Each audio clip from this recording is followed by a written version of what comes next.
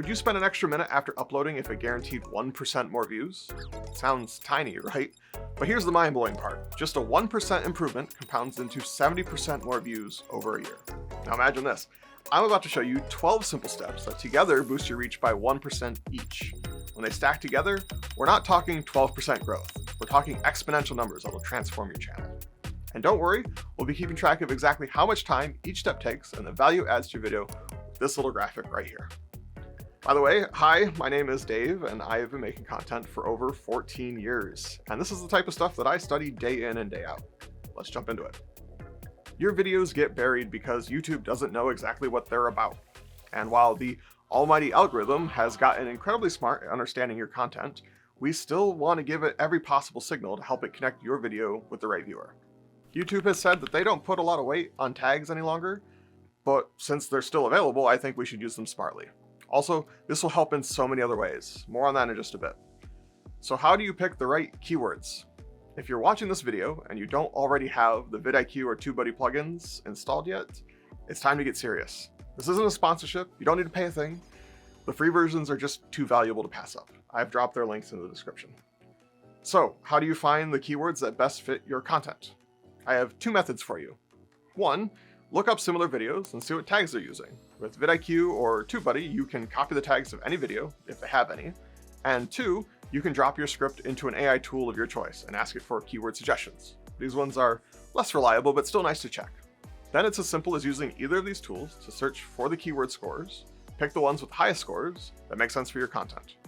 If you want to take it a step further, you can aim to have some video-specific tags, niche-specific tags, and broad tags. I think a mix of these is ideal for helping the almighty algorithm figure your video out. Pro tip, start your keyword research during your ideation phase. So when you're coming up with your title and thumbnail, before you make your video, test keywords and keep a list of the good ones. This research helps across every aspect of your video's SEO. You'll use some of them in the future steps. Let's bring up our tracker. We're going to keep track of just how much time it should take you to do all the different things after you upload each video. And next to it, I've shown the value that you get out of putting this tip into action. So if tags get you just 1% more reach per video, then by the end of the year, your videos will have done 1.7 times more views. I honestly don't think this is unrealistic for each of these tips to be worth at least just 1%. We'll update this with each tip so that you can see how crazy these numbers scale. It's pretty awesome. This one was the most time intensive, but it's the groundwork that helps everything else. Just wait until we stack more optimizations. On to number 2. Those keywords we just researched, they're about to pull double duty. We're going to use them in the description. It carries more weight than tags do for helping YouTube understand your content. But just a quick heads up, you know what else helps YouTube understand your content? When viewers like your video. So if you could take a moment to hit that like button and tell YouTube that this content is worth recommending, I'd really appreciate it. There are some keywords that should probably be in just about every description of every one of the videos you make. I'm not suggesting you leave a block of text in your description filled with keywords. That looks bad. Don't do that. Instead, naturally incorporate those high-performing keywords into readable sentences that describe your video. As an example, here is the short description of this video. As you can see, it has the keywords that YouTube needs to figure out what this video is all about, and it's perfectly readable, so you can too. Again, this is just another minor optimization, but even just a few more views a week can add up over a year. Let's bring those metrics back up. This takes about 5 minutes to write, or even less if you use AI. Combined with the previous tip, we're now at 2.8 times potential growth over a year. Not too bad. While we're on the subject of helping YouTube understand what your video is all about, one small thing you can do to help is to name your video file something specific when you upload it. It can be easy to name things like video 20 final.mp4, but then you'll be missing out on another opportunity. Just like your description and tags, this is another place that you can tell YouTube what your video is about. You should use the title you plan to use as the file name, or at least some of the keywords that you research in the ideation phase. Quick and simple. Did you know that there is actually another place for tags? There's another really great place to use your keywords that many people don't even know about. The best part is, you can do this once and then forget about it. Reap the rewards from now until forever, which makes it one of the best time investments when it comes to SEO. Did you know that you could add keywords to your channel? I didn't until recently. If you're in your studio and you go to your settings and then channel, right here on the basic tab, you can add keywords to help people find your channel. Pretty neat. Let me know down in the comments if you knew that this was a thing. And if you didn't, go ahead and type, "Today I learned." One-time setup with long-term benefits. Chapters aren't just for navigation. They're a secret weapon for getting discovered through Google search. Google owns YouTube, and when you search through Google, it loves to promote your videos as solutions. Not just the whole video, but each individual chapter. Don't skip adding chapters, or worse, let YouTube auto-generate them. If you let it do that, they're usually pretty rough. Instead, add your keywords to chapters, where it makes sense, of course, for specific moments in your video. Each chapter then becomes an extra way for your content to be found. You can add chapters by manually typing out the time codes in your video description, but it's just easier if you use TubeBuddy.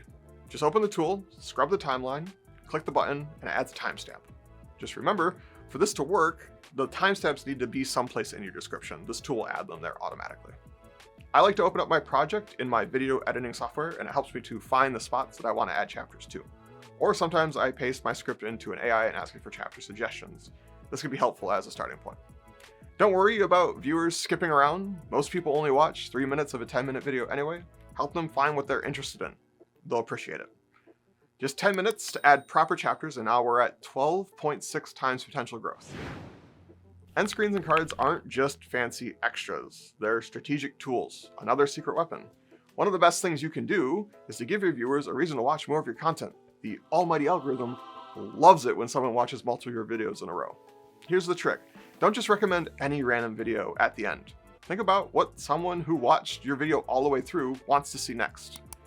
And while scripting or filming, tell the viewers about that next video. Craft another hook, get them excited. When you make it to the end of this video, I'll try to show you a prime example of how you can do this for yourself. For cards, use them when you naturally mention another video during your content. Don't worry about your viewers clicking away. If they're interested enough to click, they're probably going to search for that information anyway. Better they find it on your channel than someone else's. Just 2 more minutes invested, and now we're at 20.7 times potential growth. Let's revisit descriptions again. Add the same video from your end screen to your description as well. Some viewers check descriptions while watching, others after the video's over, and some never make it to the end of your video at all. But here's where things get really interesting. Here's another pro move. Instead of just dropping a regular video link to that video inside of a playlist. That way, when viewers click, they get to see the next video, plus your entire playlist of related content. They might even let the next one autoplay, which would be awesome. You can simply add your videos to a playlist, go there and grab its link, or you can do this fun little trick.